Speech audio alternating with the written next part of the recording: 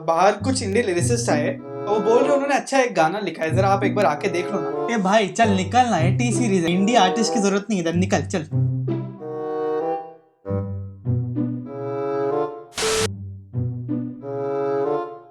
Sir वो नई movie के लिए कुछ गाने बनाए, एक बार आके आप सुन लो ना। ए भाई तू जा ना भाई, यहाँ पे ये सब नहीं होता, तू निकल ना।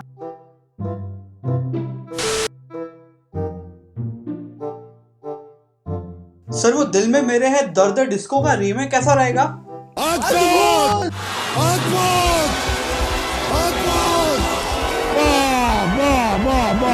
सर पर ये मूवी सर्जिकल स्ट्राइक पे है, तो दिल में मेरे है दर्द डिस्को मतलब कुछ समझा नहीं।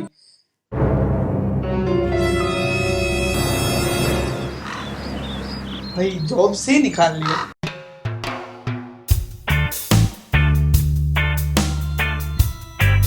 अब तुम लोग देखो सदियों से घर में कैद हो, तो मैंने सोचा कि तुम्हें जरा बाहर के नजरे करवाते। भूल गए होगे ना। तो ये है हमारी सड़क, और ये तुम्हारी फेवरेट पान की दुकान, और ये हो तुम।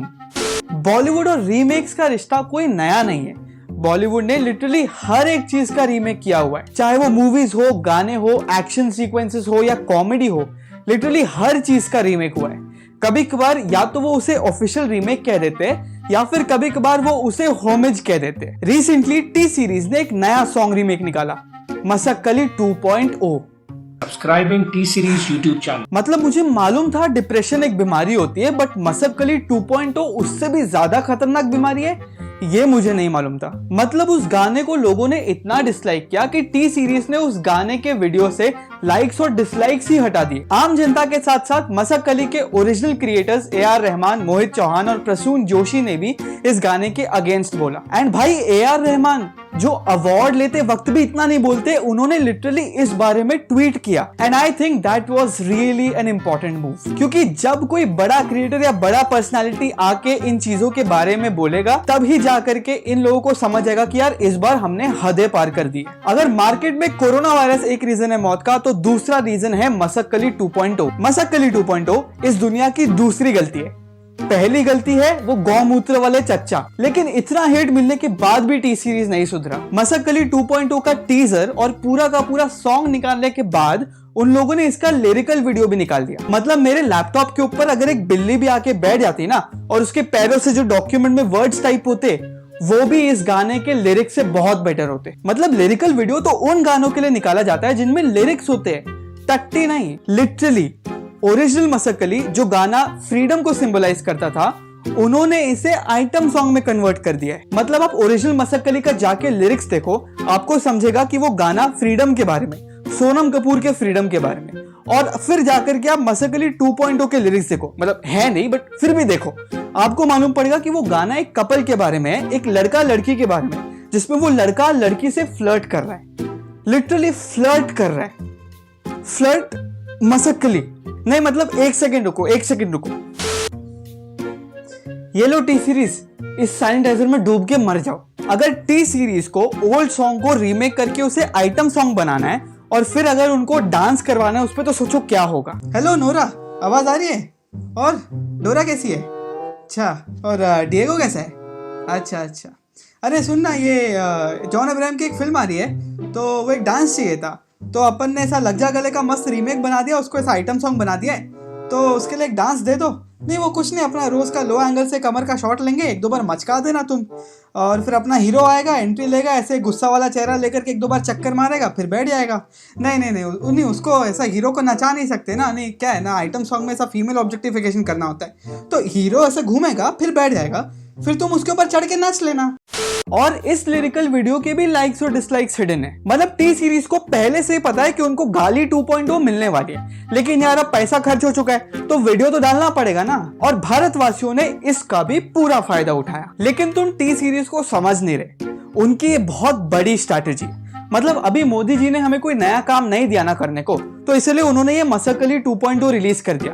तो इससे क्या होगा, हम इंडियंस को एक नया टास्क मिल जाएगा, टी सीरीज की वीडियो को डिसलाइक करने का। That was very smart of U T series. अब हम समझने की कोशिश करते हैं कि ये सब हुआ क्यों, मसक्कली 2.0 को इतना बैकलैश क्यों और कैसे मिला, और ये जो ट्रेंड है बॉलीवुड में ओल्ड सॉन्ग्स को रीमेक करने का वो कितना सही है और कितना गलत है। तम्मा तम्मा, मेरे रश के कमर, गजब का है दिन, दिलबर, ओ साकी साकी, तेरे बिन और आंख मारे, ये कुछ ऐसे रीमेक्स है जो हमने बहुत ज्यादा पसंद करे, और ये सारे रीमेक्स तनिष्क बागची ने बनाए, जिस बंदे ने मसक्कली 2.0 का म्यूजिक भी बनाया। लेकिन अगर आपको ये लग रहा है कि तनिष्क बागची सिर्फ रीमेक्स बनाता है तो ऐसा नहीं है। बन्नो, बोलना, स्वीटी तेरा ड्रामा, बारिश, वे माही, ये कुछ ऐसे सॉन्ग्स है जो उसके ओरिजिनल है और हम सबने बहुत पसंद करे।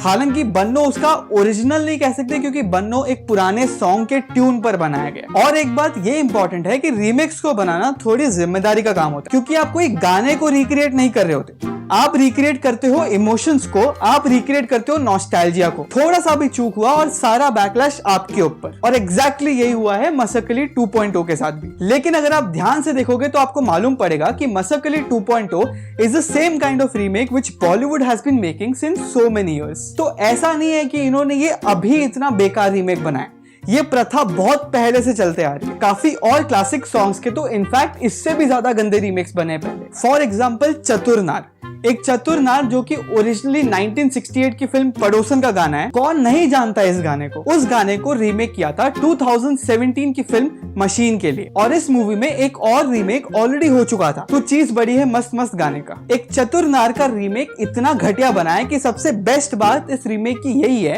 कि बिना गाली दिए भी इस रीमेक ने हमें अब्यूज किया है इसके लिरिक्स से, क्योंकि आधे टाइम तो इस गाने के लिरिक्स क्या है वही नहीं समझ आता, क्योंकि सारे सिंगर्स की आवाज को इन्होंने एकदम इलेक्ट्रॉनिक आवाज में बना दिया। अबे इतना ही इलेक्ट्रॉनिक आवाज चाहिए था तो गूगल ट्रांसलेट से रिकॉर्ड करवा लेते पूरा गाना।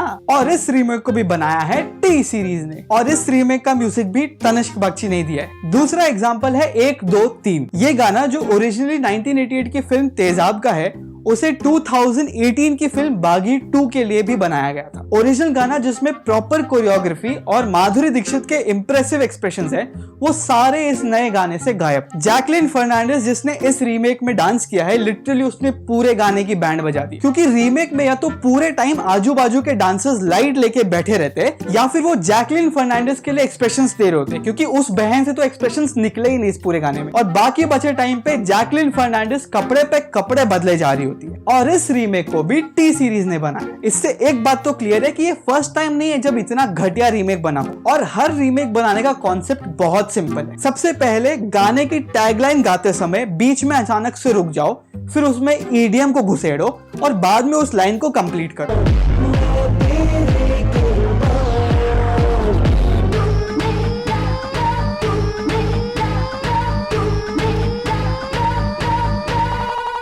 दूसरा, ऑटो ट्यून करके सिंगर्स की आवाज को हेवीली इलेक्ट्रॉनिक कर दो। तीसरा, एक वर्स होने के बाद बादशाह का रैप डाल दो। चौथा, अगर आइटम सॉन्ग है तो एक्ट्रेस को ऑब्जेक्ट की तरह ट्रीट करो। पांचवा, 5 मिनट के गाने में 1 मिनट के लिरिक्स रखो और 4 मिनट का फालतू म्यूजिक जिसका उस गाने से बिल्कुल भी रिश्ता नहीं। देखो, ओरिजिनल से बेटर कोई रीमेक नहीं हो सकता, क्योंकि अगर ओरिजिनल ही नहीं होता तो रीमेक का तो सवाल ही नहीं उठता। तो पॉइंट ये नहीं है कि रीमेक्स बेटर होते या ओरिजिनल, पॉइंट ये है कि जो अननेसेसरी की कमर्शियलाइजेशन करी जाती है ओल्ड सॉन्ग्स को रीमेक का नाम देकर के, वो बंद होना चाहिए। देखो, ओकेजनली रीमेक्स बनाना इज नो हार्म, लेकिन उसे अगर ढंग से नहीं किया, स्पेशली अगर ओल्ड सॉन्ग को रिस्पेक्ट देते हुए नहीं बनाया गया, then there is a harm। And क्योंकि आज के जमाने में रीमेक्स की डिमांड इतनी ज्यादा है कि फिल्म मेकर्स को कोई रीजन नहीं चाहिए उनकी मूवीज में रीमेक्स पुट करने का। रीमेक बनाने का सिर्फ एकमात्र रीजन है कि उससे मूवी अच्छी बिकेगी, और दूसरा इंपॉर्टेंट रीजन ये है कि उनसे उन्हें पैसे भी बहुत मिलेंगे। क्योंकि आप ही सोचो, इस टाइम पर कोई नए गाने पर इन्वेस्ट करने की जगह रीमेक्स पे ही करेगा, क्योंकि वो ज्यादा चलता है और उससे ज्यादा पैसे कमाए जा सकते। तो या तो फिर वो तनिष्क बागची हो या कोई और बंदा हो जो रीमेक्स बनाता है, पॉइंट ये है कि उन पर गुस्सा उतार के कुछ नहीं होगा, क्योंकि वो लोग काम कर रहे इन बड़े म्यूजिक लेबल्स के अंडर। तो अगर बोलना, वे माही, रब्बा जैसे अच्छे गाने तनिष्क बागची बना सकता है, इसका मतलब यह है कि उसमें टैलेंट तो है। तो जरूरत यह है कि उस टैलेंट का इस्तेमाल सही जगह पे करे जाए और ऐसे बेकार रीमेक्स के लिए ना करे जाए। बट भाई, पैसा तो उन्हें भी कमाना है, घर तो उन्हें भी चलाना है, टी सीरीज के अंडर काम तो उन्हें भी करना है, तो अब बंदा करे तो करे क्या। So that's it for this video. Thank you so much for watching. Do like, share and subscribe, and I will meet you in the next one.